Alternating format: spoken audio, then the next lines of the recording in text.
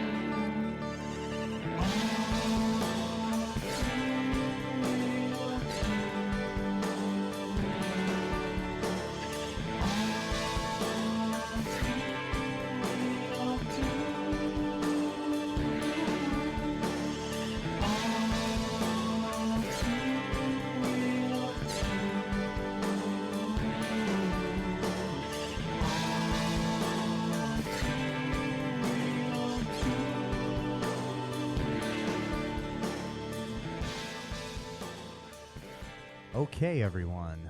Welcome to the latest episode of ALL2REELTOO podcast with your host, that is me, Michael E. Cullen II, and my co-host, as always, is Matthew Haas. Hello. That was very assertive. Good to be here. I'm glad you're here, too. Hello, audience. I think they heard you the first Glad you're time. here. Yeah. Sorry, I'm getting used to this. Okay, Matt. We're good. Okay, anyways, today on the show, we're going to continue our little delve into direct-to-video sequels to more popular films.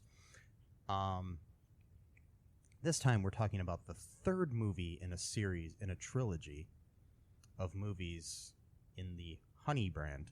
No, I'm not talking about the Honey, like the movie with dancing and Jessica Alba and whatnot. I'm talking about Honey, I Shrunk the Kids. Okay, so that's the series we're talking about. It was followed theatrically by the movie Honey, I Blew Up the Kid. And then Disney decided, hey, Honey, I Blew Up the Kid didn't do as good in the theaters as we hoped it would. So we're going to take a little break. And then a few years later, they decided to release direct-to-DVD or VHS at the time, in 1997, Honey, We Shrunk Ourselves. Because Why not? Wayne Szalinski, played by Rick Moranis, is such a brilliant, brilliant scientist that not only did he shrink his kids once, he then went on to blow up his other kid. Not explosives. No, but made him big. Yeah. And then, after that, was so smart that he shrunk himself, his brother, his wife, and his sister-in-law. Very smart, right, Matt? Yeah, all of this, mind you, because he was trying to shrink a Tiki Man statue that was Yes, an eyesore in this the one, house. yes. And then he accidentally... Shrunk his brother and him. And it's funny because his brother literally even says, I think the thing's powering up again. He goes, oh, no, it's not happening. So Yeah, it's like he's very smart. Very smart. I actually would add a subtitle to this movie called Honey, We Shrunk Our Paychecks. But, Yeah. you know. Yeah, we shrunk the paycheck for the whole movie. Yeah. Yeah, for everyone involved. Okay, so let's get into the brass tacks here for this, All right. okay? All right, so like I said, it was a 1997 direct-to-video sequel to Honey, I Shrunk the Kids and Honey, I Blew Up the Kid. It is the third and final installment in the Honey, I Shrunk the Kids trilogy. It's also the directorial debut of cinematographer Dean Cundey, or Cundey. I don't know how you say his last name, but it's Cundey. I heard it pronounced both ways. Anyways, he is known as the cinematographer for films like Halloween and other John Carpenter films, and a lot of really good cinematography in films. I can't remember off the top of my head a lot of them. Let me see if we can find here really quick what else he's done. He's done a lot of collaborations with John Carpenter, Steven Spielberg, Robert Zemeckis. He won an Academy Award for Best cinematography for his work on Who Framed Roger Rabbit. Roger Rabbit. I can't talk. Who Framed Roger Rabbit. And he's been nominated like various times. He's now 72 years old. I don't know, so that would have made him in his 50s back then when he did this film. He's, really good cinematographer. But Ray Stella, the cinematographer of this film, not quite sure if he's as good as Dean Cundey, but he might be okay now. But this is the only thing I can find that he did. So it was obviously shot. It was shot direct to video, so it was shot in the old school. Okay, here you go, kids. If you didn't know this, back in the day, televisions were square and not rectangle. Right. So if you didn't know that, the aspect ratio of a screen would be more square at a 4:3 as opposed to the 1080p and the 720p and all that stuff that we're used to nowadays. And the 1:1 and all that different things. There was different aspect ratio back then that would fit your television. So this was made basically directly for VHS at the time, because not a lot of people had DVDs even in 1997. Right. It was made in a TV format, as opposed to the other two films, which are in a cinema format, which is more rectangular. So if you do end up watching this, which I recommend you do before you listen to this. So if you haven't watched it yet, stop the podcast right now, and we can wait for them, right, Matt? For the whole movie? Yeah, we're just going to wait here for like a couple hours. The movie's actually quite short. It's actually like 75 minutes. Yes. So it's really fast. Short for a movie. So I tell you what, folks, we're not actually going to wait for you. We're just going to, let you pause this. Yeah. You can come back to us. Yeah. We'll still be here. I mean, you really should not listen to our podcast first. I mean, for Honey, unless you never plan to watch this movie. I guess you can listen to us rant about it. I mean, it's not that great of a movie in my opinion. So yeah, I mean, your life is not going to be greatly enhanced by watching this. Either way whatsoever. You're going to be ambivalent at best. Yeah. I mean, it's kind of like, how they always say, like, if you have Chinese food and then like an hour later you're hungry. Mm-hmm. It's kind of how I felt after watching this movie. Yeah, me too. I wasn't that much like culturally fulfilled. I was like, I almost wanted to go back and watch the original. Yeah. Just to feel a little bit better, but I didn't. Anyways, okay, I digress. That's a lot. That's a good explanation for the younger listeners, because they might not know. Like for example, that's why if you watch like old TV shows like on Netflix, and it's all like a square. That's the reason you get why the black bars on the side of it. That's the reason why. Is because if you notice too, you might watch a show that started off like that, like Scrubs, for example, and then moved into a wider screen format. Yeah, in the first season it's square, and I think by the third season everything is full. And I'm pretty sure that Scrubs was actually one of the first shows to ever shoot in HD. Oh, really? Yeah. Oh, wow. Little randomness. That's cool. So anyways, that's a good explanation for about that. Okay, so let's get to the plot here. First off, maybe we should talk about who stars in this movie first. Okay, the only returning actor from any of the previous films is Rick Moranis as Wayne Zelinsky, a scientist at Zelinsky Labs, which he now owns. Before he was worked for somebody in the other films. I don't know. It's been a while since I've seen the other two, honestly. So, and I honestly don't really care for the second one at all. Yeah. So, I actually like this one better than the second one, which is weird. Maybe I just like it when you shrink things. I don't really like it when you make things big. Yeah. But okay, Rick Moranis was there. You also have his wife is returning, but she looks different. In the first movie, she was played by Marcia Strassman, and in the second movie as well. And now she's played by Eve Gordon. I'm not sure. Maybe part of that shrinking paycheck thing, they couldn't afford Marcia Strassman anymore. I don't know. Eve Gordon's done a lot of stuff too, but prior to this, she really hadn't done much. But I mean, it's not that big of a deal. I mean, sadly, this was when we're at a time where the what they call the Brechtel test, which you would put onto a film to register how great the female characters in a story are. You know, you can put that on a film or a book or anything like that. Basically, how strong they are and stuff like that. Back then, pretty much women were regulated to wives and girlfriends. Oh, okay. Sadly, so unfortunately, the character of Diane is pretty just interchangeable. You could put any actress in that role, and it really wouldn't matter. She's a little stronger in this movie, I think, than the other ones. I mean, she was always kind of a strong character, but it's just, I don't know. I'm just saying that it kind of sucks that they recast her because I like continuity. But what are you gonna do? It's direct to video. You could say though that this movie about being shrunk blew up her career because he said she didn't do much before this movie. So, and then later on, she did a bunch of stuff. I was trying to do All right, we're done, folks. No, I'm joking. No. I'm no longer doing podcasts. No, I'm joking. Anyways, that was good. That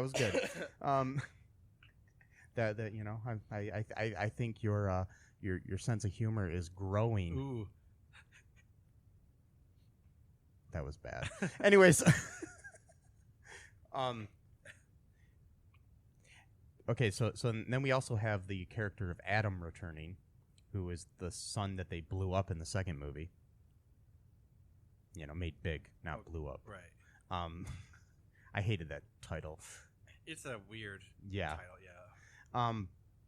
But I guess it is kind of like blowing up, like when you blow up a balloon, right. more than when you like blow up a building.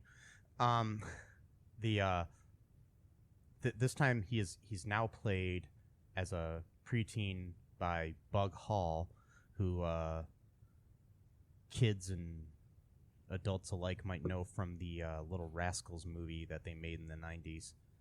He played Alfalfa. Obviously, he's not the original Alfalfa, but because he died a long time ago under mysterious circumstances. Anyways, we'll get into that some other time.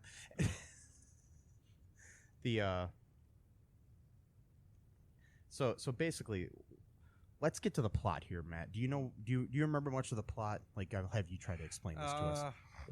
Basically, I think it was like he's got his own lab now, and was supposed to be doing this conference or doing this big presentation, and didn't really go so well. And then his wife had a vacation scheduled, and she was going to go with her sister-in-law. With her sister-in-law, and he was basically going to watch the kids. That was the plan, at least. And then she demanded that he get rid of his Tiki Man statue because it was such an eyesore while she was gone. So then he got the idea to shrink it so that he could have it because he believed it was like a good luck charm to him, and he wanted to respect the religious nature of it, so he didn't want to just get rid of it. So he shrunk it, and that worked, but then his brother was there too or something, and his brother works at the company. Yeah, his brother works. Yeah, and then his brother was there, told him not to do it because he was actually forbidden to use that machine ever again by like the FDA, But there was a committee that involved the FDA and his wife. Which I'm not sure what the Food and Drug Administration has to do with the shrinking machine. I don't know why. I think it was the FDA. I don't know. Maybe it was some other. No, they said FDA. Did they say FDA? It doesn't make any sense to me. Why would they have any regulation over a shrinking machine? It's got nothing to do with food or drugs. But whatever. Unless you're shrinking food and drugs. But why would you? I don't know. Why would you want to do that? Here, I'm going to shrink my food and make it less. I think one of his ideas, his original idea for the machine in the first movie, if I'm remembering correctly, was something about the fact that he could enlarge the size of food with it, even though it was a shrinking ray, but I guess it was a size ray thing, and he can make, and maybe that was in the second movie or something like that, where you could take like a watermelon and make it really huge, and then a lot of people could have watermelon. Okay, I got you. So that way you would have to spend less money on food. Okay, all right, that makes sense. All right. I guess that makes sense why the FDA was telling them they can't do it. Okay, so his brother says, no, don't do it, but he does it anyways. Oh, wow, it works. So they're like all excited about it, trying to find, the Tiki Man because it was so tiny. And then they were right in the the square area where the machine shoots at, and then his brother says literally, "Oh, I think it's powering up again," because you can quite clearly hear that it's powering up. It makes the same exact sound as it does right before it shoots something. And then Rick Moranis' character, a genius by the way, supposedly, "Oh no, it won't do anything unless you hit the button." It seems like he gets stupider by each movie. He does. He gets dumber by each, and then like just conveniently, there's like a bunch of billiard balls that are just by the area, and it's got this little lever that or something. Yeah, it's like a croquet mallet gets knocked over and knocks one of the balls onto the machine. Yeah, and then it sets off the button. The machine looks different, by the way, than it did in the other movies. It didn't have that whole little Rube Goldberg sort of apparatus on the top that that seemed to fit a billiard ball perfectly, so it could go down and hit the button to turn it on. Right. It just seemed like very convenient. Yeah, very, or inconvenient. Yes, for that matter. But yeah. So basically, I mean, what you're saying then they end up shrunk. The Diane and her sister-in-law Patty, played by Robin Bartlett from Mad About You, among other things, come back from they are on their way to their vacation. They come back because okay, first off, the reason that they were running late to begin with. Okay, I want to point this out. The reason that Patty and Gordon, who is played by Stuart Penkin, who is known to a lot of kids for being the voice of the father on the Dinosaurs TV series. Known to a lot of kids, yeah. Yes. It's a very popular show. Known to a lot of kids in their 30s and stuff. Yeah, but anyways,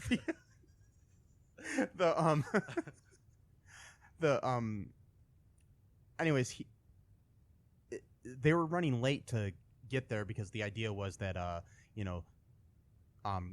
Gordon and Wayne were going to watch the kids for the weekend, and Patty and Gordon have two kids as well. Jenny, played by Smallville's Allison Mack, and Mitch, played by an actor named Jake Richardson. And anyways, Mitch has this issue where I can't remember the name of the issue, but it's something where he has low potassium. Yeah. And he needs to take medicine for it or he'll die. Wow. They basically say that he will die if he doesn't take this medicine or get the right amount of potassium that he needs. I didn't know you could die from lack of potassium. I'm just saying what they said. I can tell you get sick and get tired, sure, but I didn't know you could. But die. I guess he could die because it's if he goes into a coma or something. Wow. Yeah. But anyways, so they come back because of the first when they arrived at the house to go on this vacation that Patty and Diane are going on. The reason that they're running late and overreacting Patty, because Patty just seems to be nervous about everything. Yeah, she's very anxious. Yeah. The reason she was running late is because they almost forgot Mitch's medicine. That's why they were running late to get to Wayne's house. Then they left it in the car. And then they left it in the car, even though that was the reason she was running late in the first place. And then they had to go I'm pretty back. sure that I would make sure after that, but then we wouldn't have a plot, right? And right, so they had to go back to leave the medicine there, and in the meantime, the kids are gone because they think that they're left alone because at this point they found money for pizza. And they heard a message that Wayne had left earlier about going to see some kind of spaceship launch or something. Okay, yeah, that's right. Then they went to buy snacks and stuff. So they went to buy snacks and stuff with the pizza, and then Jenny decides to invite a bunch of her girlfriends over. Who, it's really weird if you listen to the phone call at that point. The girl on the other line, you can actually hear what she's saying, and I had to rewind it a couple times to listen to this. But she says something about "you'll never believe my underwear," which is really weird for a couple of 12-year-olds to be talking about. Anyways, I'm just saying. Okay. I listened to it and I was like, "Did I hear her just say underwear?" Did she actually say that on the other line? That's what it said. You'll never believe my underwear. or something of that nature. I don't know the exact line, but it was something about her underwear, and I just found that really kind of creepy. Yeah. Anyways, maybe it was something that was like inside joke or something. I don't know. Or foreshadowing to the future of Allison Mack's life. Anyways, maybe. We'll get into that in a little bit here. Yeah. That's the real agenda of this podcast. Yes, is to launch into something else. But anyways, but anyways, they decide to have this party or whatever. But in the meantime, they leave. The wives come back. They say, "Oh, the kids will know we're here because the car's in the driveway." Mm-hmm. But because Patty's so I don't know, has a lot of neuroses and stuff, she decides to. Normally, she puts blocks behind the car because she's afraid of something with the parking brake not happening. The car, of course, she forgets to put the parking brake on there. The car goes. Yeah, this time she forgets to put the brake the one time. Yeah, and then the car. But the car goes into the neighbor's yard, which is still right in front of the kids as they're coming back. But that's the other thing. Okay, there's no car in the driveway. Fine, the car is literally across the street's driveway, facing them. Yeah, but the kids are like skating right in front of it when they're coming back from the carryout or wherever they got their snacks. Yeah, and they shit. didn't even see that. My point is though, is that at what point someone's gonna look out the window at some point and they're gonna see, hey, what's my mom's car just standing? Unless everybody has a station wagon that looks exactly like that. Yeah. But anyways, when they came back, they put the medicine on the counter in front of the very strategically placed Trick cereal box that is like advertising. Yeah. Like, there's just so much product placement. Oh in yeah, this movie I know. that It's hilarious. ridiculous. Anyways, I guess they got like General Mills and some other people to donate a lot of money to this movie so they could actually have a little bit bigger budget. Yeah. I just imagine this movie with a lower budget than what it already had. Right. I mean, mind you, I would love to have the budget they had for this movie. I could make a decent movie. Yeah. But but anyways, so they go up and they're looking for Wayne and Gordon, and they get shrunk. They get shrunk. I forgot, how did they get shrunk? Another one of those billiard balls falls. Are you kidding me? No. I forgot about that. So the same exact thing happened. God. But why? What made it fall? I guess the machine getting to critical mass would shake the building, and then it knocks off one of these billiard balls that's near a croquet mallet of some Why sort. did he even have those near? I don't even get it. Was he playing with the croquet mallet while he was doing stuff with? I mean, whenever I have a shrinking machine, I always make sure that I have a shelf right near it with billiard balls on it. It's just this weird thing that us scientists like to do. Yeah, I'm a scientist, by the way. Did you know that? I keep saying billiard balls. They're croquet balls, right? They're probably croquet balls, but they look like they look. I couldn't tell though if they were croquet because I never played croquet. It's but just like a the balls, but I think they're pretty similar balls, anyways. They're like whatever. Whatever kind of balls they were. Yeah. You got to keep those near your shrinking machine. Well, it's required by federal law. Yeah. In movies, no, and right. I don't know why the hell they were there. So the same thing happens. They get shrunk. Okay, wow. And then Diane gets mad because she realizes that Wayne was just using the machine even though he wasn't supposed to shrink the frickin' Tiki Man. Right, because that was right. She was mad about this Tiki Man. Right.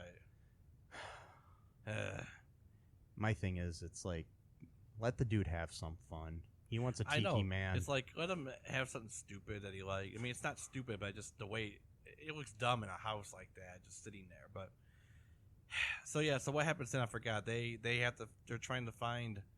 They climb up a wicker chair. I forgot for what reason. Oh, to let the kids know they're shrunk. Yeah, and to try to get outside, and they get down. They take a fishing line down to the next floor. Right. And then they end up in Adam's bedroom.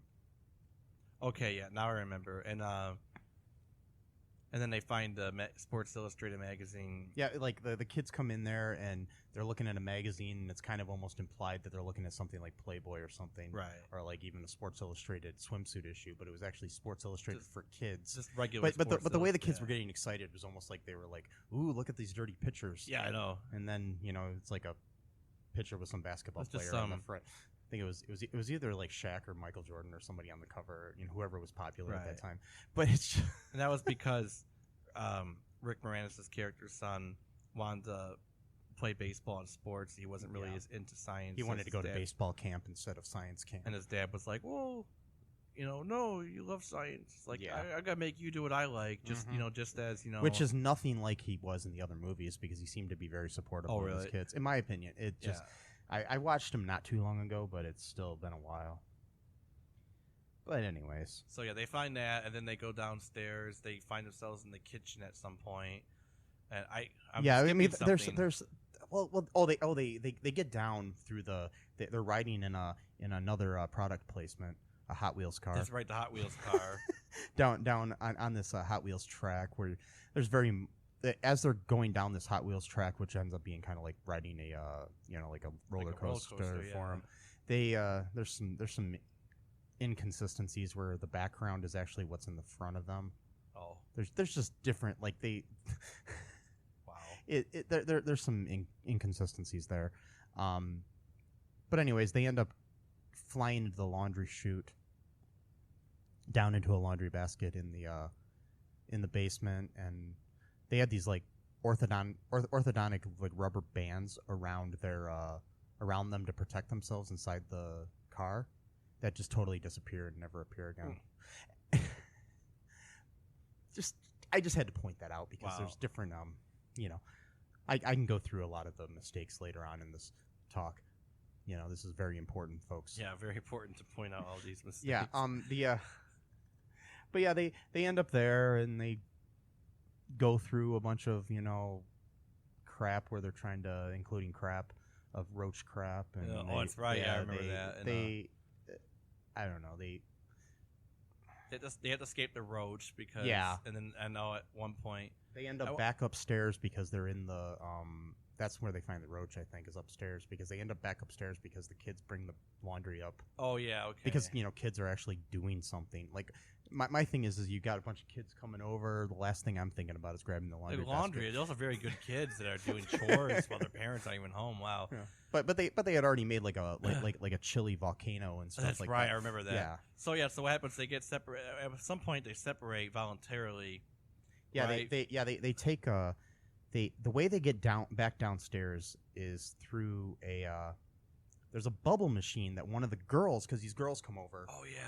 That are friends of Jenny's, to have a little slumber party sort of thing.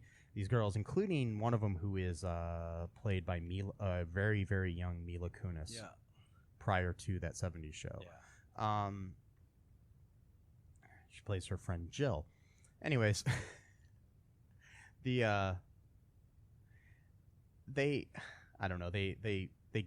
one of the girls brings a bubble machine because no party is complete without a bubble machine. No, it's not. And it really isn't. Yeah, no, I mean, every party I've ever been to and there isn't a bubble machine, I walk right out. I mean, I would. Yeah. I walk right into the house and I'm like, "Hey, do you have a bubble machine?" And they say no. They say no, and sorry, I'm like, bail. yeah. They're like, "Hey, we got a live band." I was like, "I don't care. No bubble machine. I'm not staying." Right. Like, we got all the food you want and everything. Nope. Nope. No bubble machine. I'm not staying. It did look pretty cool though. I mean, yeah. I mean, it looked like a really. I'm being serious here. I mean, I never stay at parties without bubble machines. You know me. Yeah. I'm known as the bubble machine guy. Anyways, so they have this bubble machine. It's up on the stairway or something like that, and the way that they get down is Diane and Patty get into they go into one of the bubbles. Yeah. Through the machine, and then they land safely onto the ground. Wayne and Gordon get into another bubble. I'm just not trying. Okay. Nothing against Gordon. He's a big dude. I can understand it holding the two kind of, lighter weight women. But Gordon and Wayne. But they're so tiny, though. I guess it would. I mean, like, I don't know. Probably the size just of seems like ants or something like that. I just don't even know if an ant could stay inside Maybe of a not. bubble. I don't know how that works. I don't know the science behind this. It probably is no science behind it. It's probably just something they did. So yeah, they end up almost getting into the ceiling fan, right? It's like a chandelier. Or something, and they get and the bubble pops at the same point that somebody's walking by with a bowl of onion dip. Oh yeah, okay, I remember that. Yeah. Oh, here's this funny line that's like such a sexist line in this movie. So they're like, "Oh well, don't worry, we'll be okay. It's just a bunch of teenage girls. How much can they eat?" Yeah. Like, that's okay. So you're well, I don't know if that was promoting necessarily anorexia to teenage girls that they can't eat. Like, I don't know if that means that. I mean, it might just be because they're small. No, it means what I say it means. Okay, it's sexist. It was a we'll go with sexist that. agenda. No, anyway, so no, because this movie has a very feminist we're gonna agenda talk later. about this later. Okay. This is very ironic too, Yeah. extremely Okay. ironic. But We'll get to that soon. I'm like itching to get to that part. All right, so they of course dig into the dip and they're trying to make sure they don't get eaten. Yeah, it's very similar to like in the first movie. There was a scene where Nikki was in a bowl of like Cheerios or something. And, That's right. I remember or that. Oreos or something because they didn't actually Oreos. use product names in that movie. But this one, They didn't need to. we have Honey Nut Cheerios. We have Trix. We have Diet Coke. I we mean, have. It was a lot. I think Cheetos Yeah. played a part at some point. We had like a Save On Drugstore on the bottle for the kids' medicine. You know, everything. Right. We had. I think Costco was in there too at one point. The Possibly. bag, I think, was Yeah, at it might have Costco. been. Wow. Yeah. Anyways, so they end up in the dip. They end up being okay. The girls don't eat them, of course, because if they did, then the movie would just Then end. they eat their parents. I mean, terrible. That's another one. It's like, Mom, I ate Dad and Uncle Wayne. The unfortunate turn. This is went in the bad way.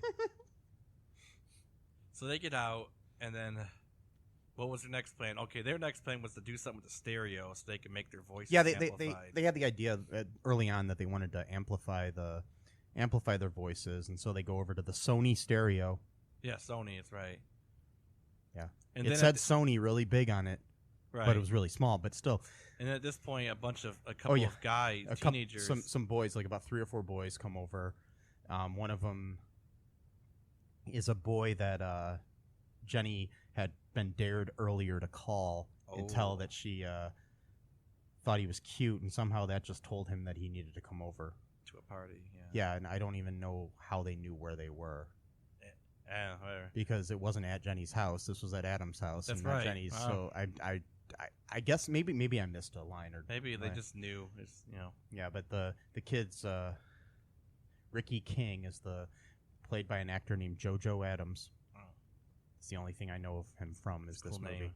Yeah, who had like a nice little late '90s girly hairstyle that that we all had back then. That was very popular. Yeah, That sounds like a blues musician. I could see him playing like an acoustic guitar. JoJo Adams tonight in Chicago at the House of Blues something theater. Yeah. Okay. Anyways, JoJo Adams. If you're out there listening, JoJo, Yeah. please contact Yeah. us. I'd like to see what you're up to now, man. I mean, you're good in the movie. You played a jerk well. Yeah, I don't know if that's a I compliment wanted or to not. punch you in but the face, even though you were a kid. yeah, so it worked. He's not a kid anymore. He's No, like in his 30s I now, know. so we're good. Okay. This was 20 years ago. I know. 21 years ago. I know.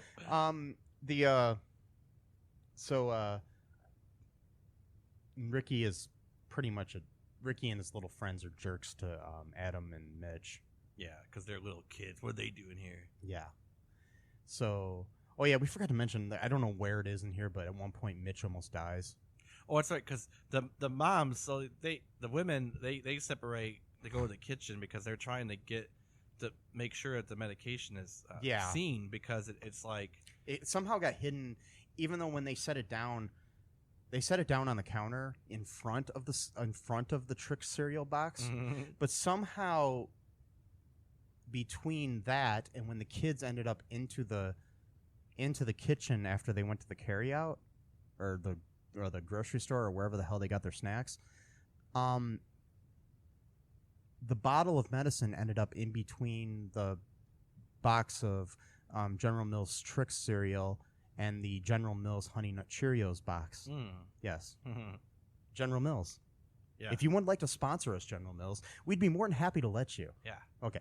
Anyways, contact me at ALL2REELTOO podcast at gmail.com. ALL2REELTOO podcast at gmail.com. Yeah. I'm sorry. Yeah. Anyways, okay. So they can't find the medicine. Mitch sees his mom and his aunt like little.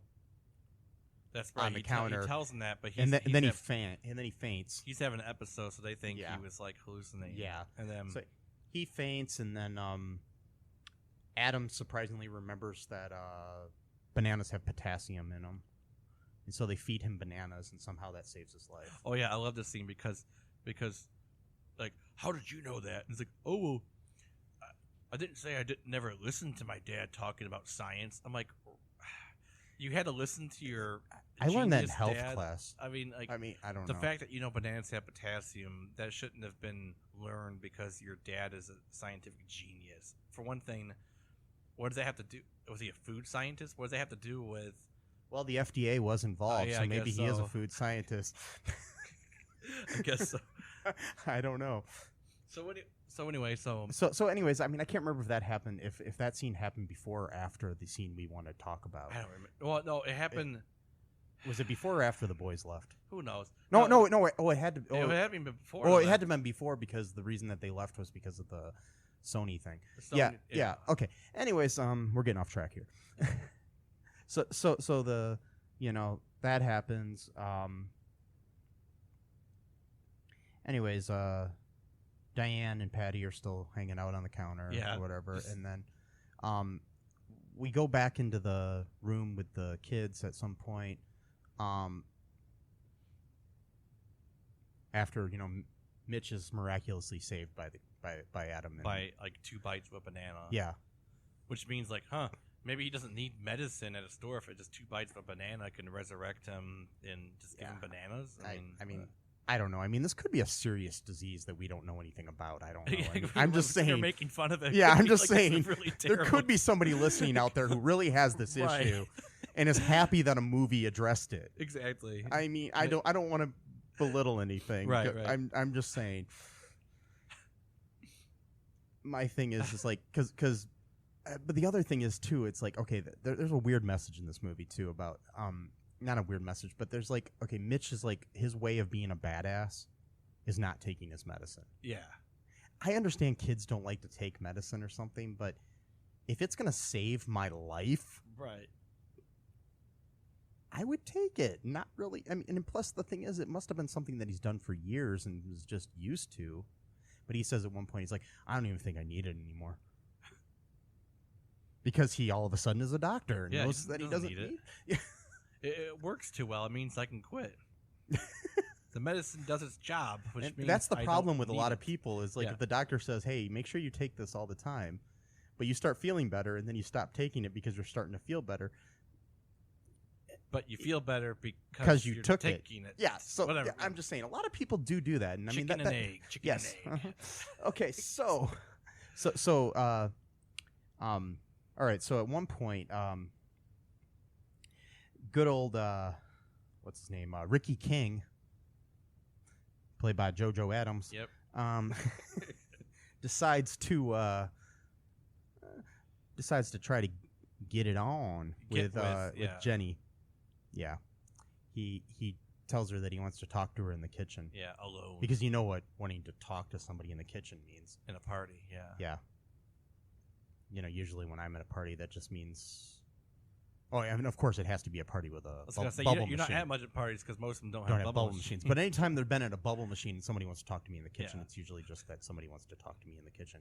Anyways, about bubble machines. Yeah, about bubble machines. And, usually, I mean, sometimes if I stay at a party that doesn't have bubble machines, they just want to pull me into the kitchen to ask me why I'm freaking out that we don't have bubble machines. And they're like, Mike, you're going to have to leave because, we're not going to get a bubble machine. And then I'm like, I'm sorry, but I need a damn bubble machine now. And then like, Mike, if you want a bubble machine at the party, you should bring your own bubble machine. And I'm just like, I don't have a bubble machine. And then they're like, well, maybe you should solve that and Maybe buy you should yourself buy a bubble one. machine, and then you can bring a bubble machine to every party you go to, and then I'd be the bubble machine guy. Yeah. I should look into that. You could be the bubble machine guy. Yes. I always wanted to be known for something. I just carry it around everywhere you go. Yeah. Like, here's my bubble machine. That's actually a good calling card. Yeah. You could be the bubble machine. You think I could get women with that? Probably not, but Okay. you create like a sort of legend for yourself though, or a myth. The bubble machine guy. He just goes around everywhere he goes, takes a bubble machine. Just It's like, hey everybody, Mike the bubble machine guy's here. He's here. Anyway, we're like really. Okay, so back to the party. Okay, they're in the kitchen, and good old Ricky King decides to try to kiss Jenny. Just lays on a big kiss on her, totally. Yeah, and she pushes him away. And then it goes. And this is so weird. This whole scene, Okay, like the whole nation has been like having like this conversation for the past 2 years about like consent.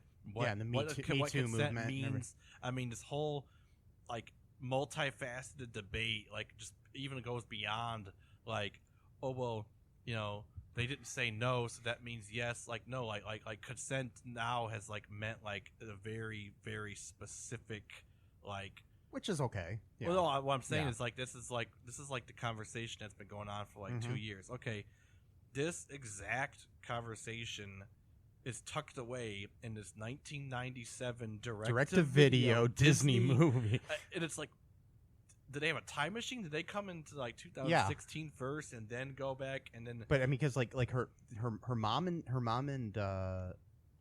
aunt are watching her do this. Yeah.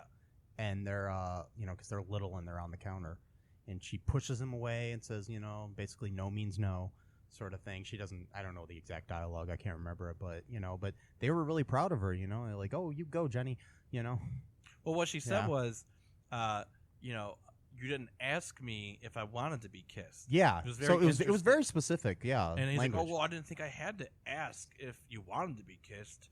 And all this, and then he's something like, other girls are like that or whatever, and then she's just basically like, I'm not other girls. Well, I'm not. Yeah, I know I'm not one of them. And then so he gets all pissed off and leaves. And then and then him and his buddy start trashing the house then because she rejected him as punishment. And let's go back to this to this little Me Too scene. Oh yeah. Okay. We're going on a detour here. Okay, this is a nice detour. Okay, if anyone has seen the news since like October of 2017 until now, you've probably heard of Nexium, not the heartburn medicine. No. And I don't think that's related at all to Mitch's medicine at all. No. Anyways, okay. The Nexium is NXIVM is how it's spelled. It is a business success program started by Keith Raniere. And it's basically a cult. And one of its prominent members / kind of leaders in the cult is Allison Mack, who played Jenny Zielinski in this movie. And Miss Mack, as I will now refer to her, has allegedly, I'm going to emphasize allegedly because I don't want to get sued. Oh, yeah, and by the way, it's allegedly a cult. I didn't say allegedly earlier. I meant to say it, and I'm going to say it now to cover my ass. Anyways, allegedly, she has been part of this cult and started a cult within the cult for women.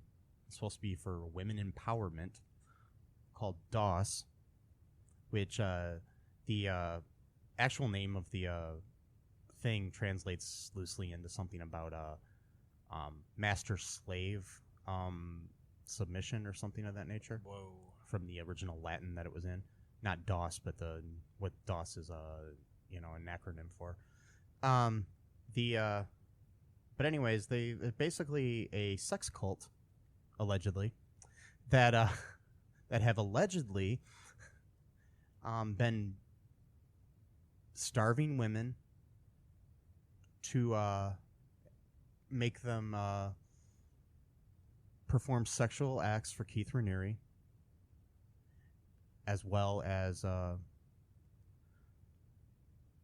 allegedly being branded near their genitals by a cottering iron without any kind of anesthetic in a room in a ceremony where you can smell where the other women in the room were wearing masks because they could smell the flesh burning on these women. I mean, well, a brand. I mean, iron.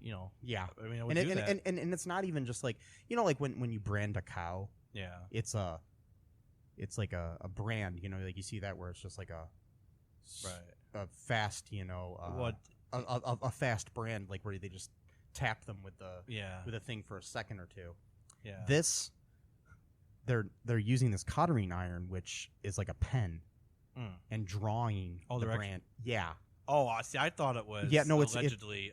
No, it's not actual, just. No, it's not like a brand. It's like a tattoo almost. It's almost like a tattoo because basically what she has allegedly said is that that a tattoo didn't show the commitment enough. Oh wow.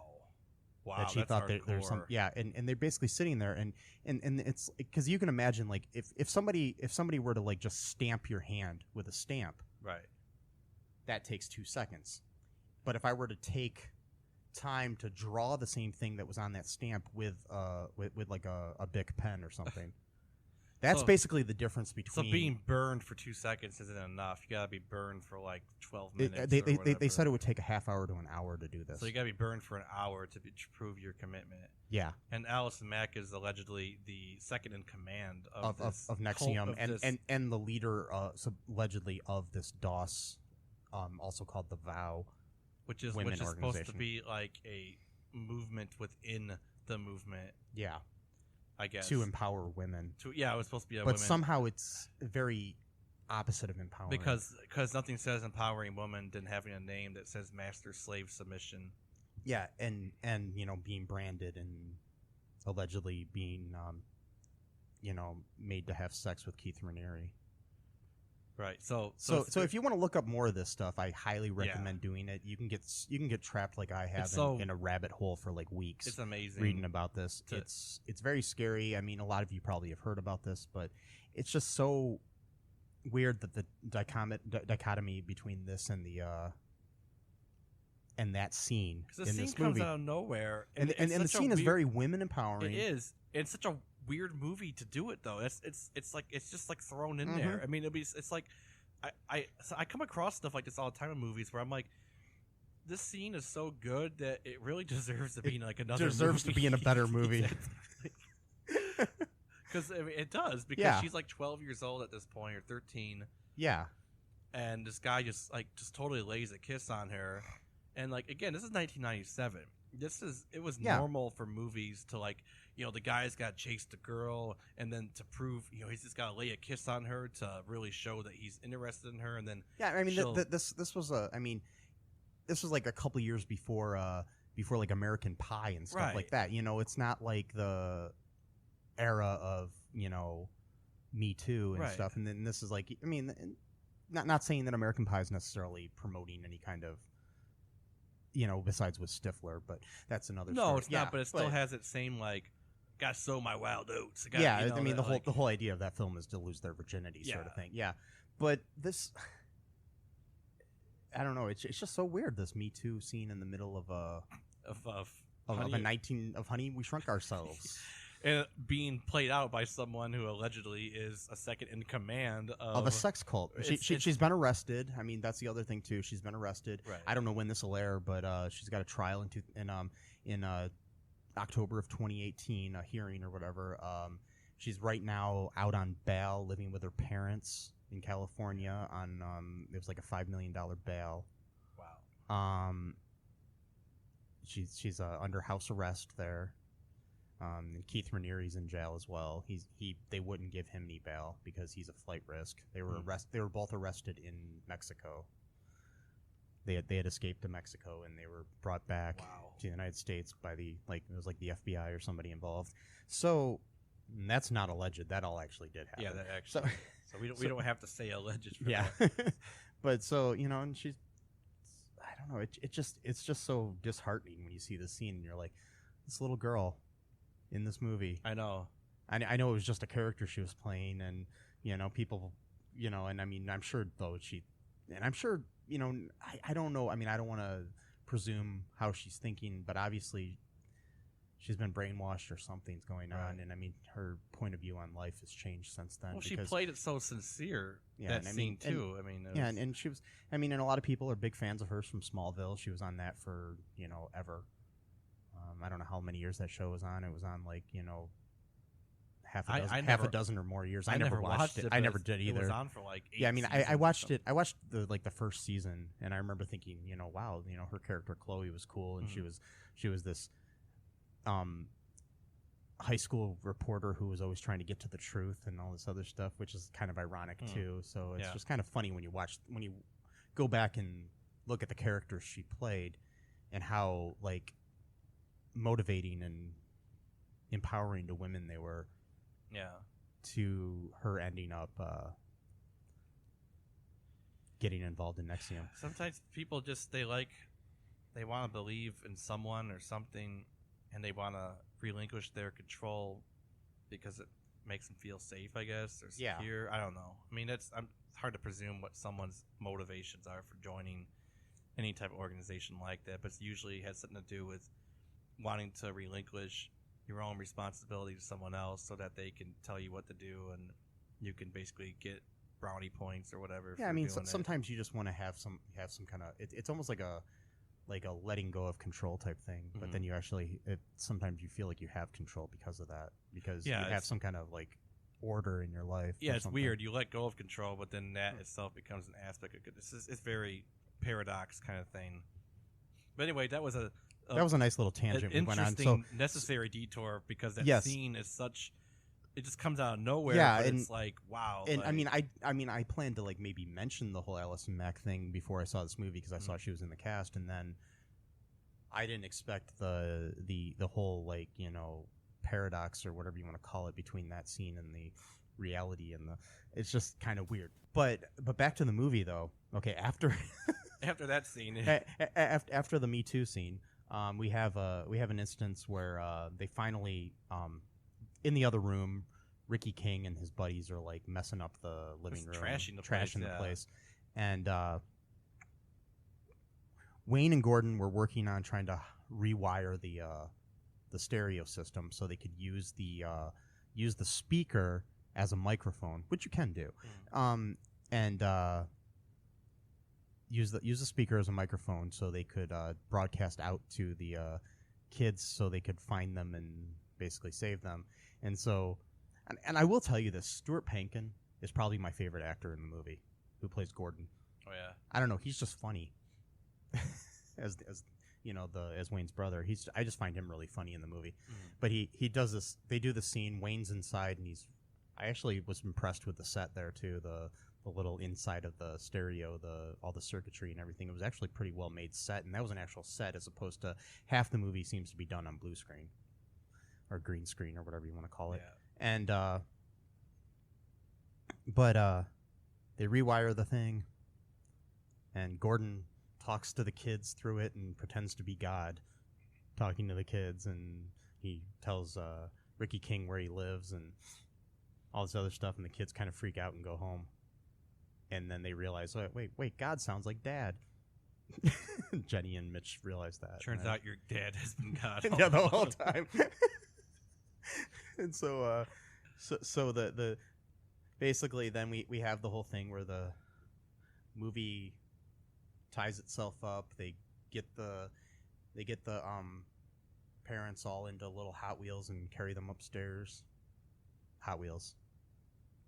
Yeah, Hot Wheels. That was another. They're made by Mattel, by the way. Yeah. And if Mattel would like to sponsor this podcast, you can contact me at ALL2REELTOO podcast@gmail.com.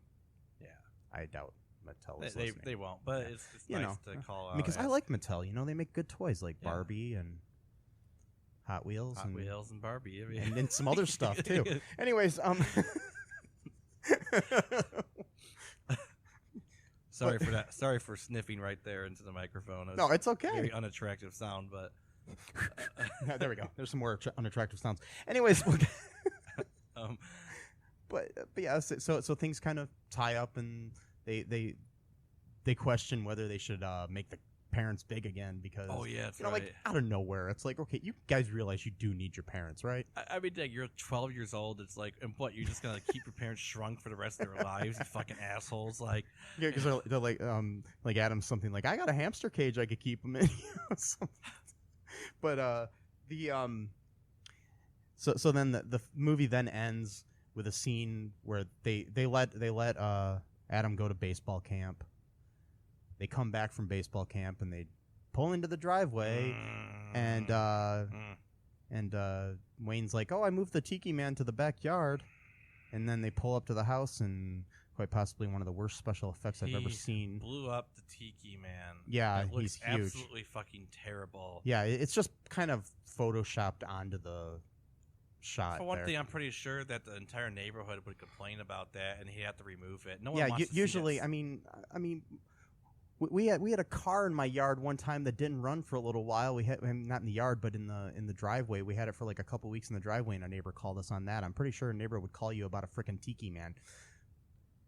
Wait, what? Your neighbor called because he had a car in your driveway? Yeah, there was a car that wasn't running for like a month or two or something like that. So what? You're not allowed to have your cars in your driveway? I don't get it. I guess you have to move your car every so often legally. You can't have a car sitting in your driveway, and they're stupid Why? laws. I mean, if you park it there in that same spot every day anyway, so what difference does it make? I guess there's some stupid law. That is so stupid.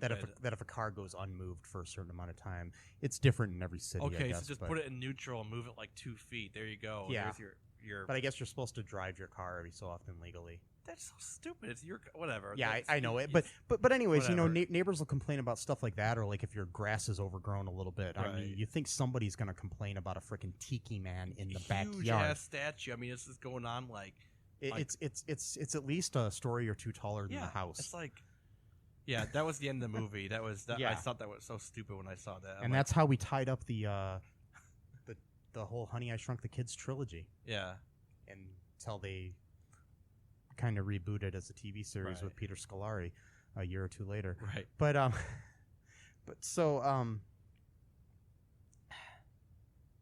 there were a couple of things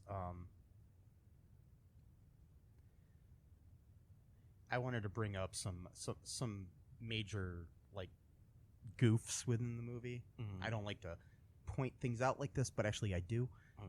Why did I say I don't? Because you don't. Yeah. Anyways,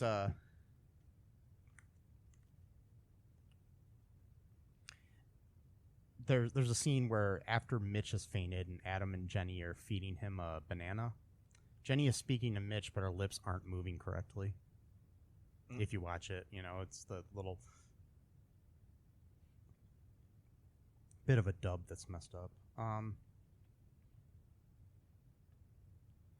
At around 33 minutes into the movie, when Adam and Mitch are playing with their chili volcano, and it is getting ready to erupt. That thing was like nasty. Yeah.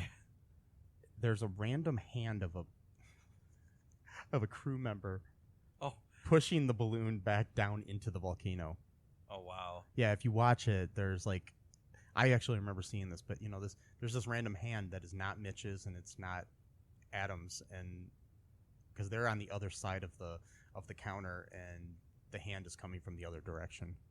Oh wow, I didn't notice that. Yeah, it's so fast you can barely notice it. But there's like another scene. I think it's when they're in the when they're inside. I think it's when they're inside the Roach Motel thing, because like they at one point the parents hide inside of a little roach trap to hide from the roach killing them. Oh okay, I forgot about that. Yeah, they're inside there, and you can actually see the boom pole or the boom mic. So coming down into the shot, and then there's some other times where the background isn't lined up with the foreground and stuff in the blue screen shots. I guess didn't have a great editing team where I don't know what's going on. It happens. I mean, I've seen it happen. Maybe they rushed it. I've seen it in very, very expensive movies where you've seen a boom shot. Oh, wow. But I remember one time there was some movie I saw a long time ago with Kevin Pollak. I can't remember what it was, but there was a boom mic visible in like probably about 4 or 5 different scenes very visible in the movie. So, things get released that have decent budgets, but I don't know. Anyways, but so yeah, I don't know. There's some other revealing mistakes and stuff in there, but it's just up to you to find them. But I recommend not watching this movie. How about you? Good Easter egg. Yeah, I wouldn't. Yeah, I would not recommend this. Really, I mean, if you want to watch it for whatever reason, fine. But I mean, it's probably like if you're watching some kids or you have kids or whatever, and you need something to kill time with. It's not like it's a horrible movie. Like a kid-friendly movie, yeah. Something that's decent. Kid-friendly movie with a good Me Too thing in the middle of it. Yeah. Well, that's important now too because kids are younger and younger now. So maybe you should watch this movie. Are engaging with your kids in courting rituals, which we wouldn't even do until we were teenagers. Now they're doing 10 or 11. So it is good, I guess, to watch something like this. I mean, like I said, yeah, it's something good to watch with your kids, maybe, and maybe not, by yourself when you're 40 years old. No. And, like I did, but well, you had to watch it for yeah, this podcast, I know. So can I go back to this car thing though? I'm sorry. Yeah, go ahead. Now. So what if you have 2 or 3 cars, a 2-3 car family, and for whatever reason you just don't like to drive that one car? So you're saying that you're forced to have to drive that car to go to the grocery store one week, even if you like to drive the other car? I don't know. I mean, there's some stupid laws. I just know that we got in trouble and we had to move the car. That's bullshit. Because the car had stopped running. I mean, okay, that's one thing. That's the reason why. But still, I mean, we ended up getting it fixed or something. I can't remember exactly what went down because this was 20 years ago. This is my grocery car. Yeah. Car. This is the car I like to go and shop at. So the law is telling me that at some point. But I guess if it's outside, you have to. Obviously, if you have a car inside of a garage, what you if you have a long ass driveway at my house where it's not an eyesore because the car is parked way up close to the house? Maybe that's the difference because I had a shorter driveway. I don't know. I'm starting to think that maybe, but it's whatever. I think it's stupid. I just think it was an asshole neighbor. I think I know what neighbor you're talking about. Yeah. That piece of shit that used to throw beer cans in my backyard. I should call him a piece of shit. But I don't anyways, trouble, it's okay. It's all right. I remember that guy. Yeah. Yeah. So yeah, I mean, people like that. When I was growing up, people are just assholes. I mean, because this is a weird turn for this podcast. Yes. By the way, here's some word of wisdom, folks. People are just assholes. Yeah. So whatever. Yeah. So yeah. Deal with it, I guess. Yeah. So anyways, I've always been trying to figure out a way to sign off these podcasts. I always ruin it. Maybe the new way to sign off is I just say people are assholes. Assholes. Deal with it. Deal with it. Don't be an asshole. All right. Anyways, be sure to check us out on cullenpark.com and all that good stuff. Yeah. Anything else, Matt? Oh man, I actually have something to recommend this time, but I've totally forgot about it. Well, no. Oh well. We can do that on the next one. We'll do that on the next one, I guess.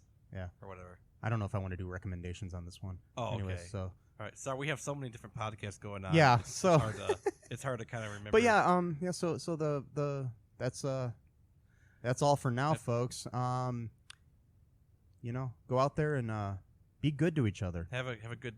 Yeah. Be good to each other. Have a great day and night. And remember, if you do not have a bubble machine, Mike is not going to your parties. No. It's not happening. So. No. So if you would like to email me at ALL2REELTOO podcast@gmail.com and invite me to a party, please, in the body of that email, let me know if you're going to have a bubble machine at your party, and maybe I'll show up.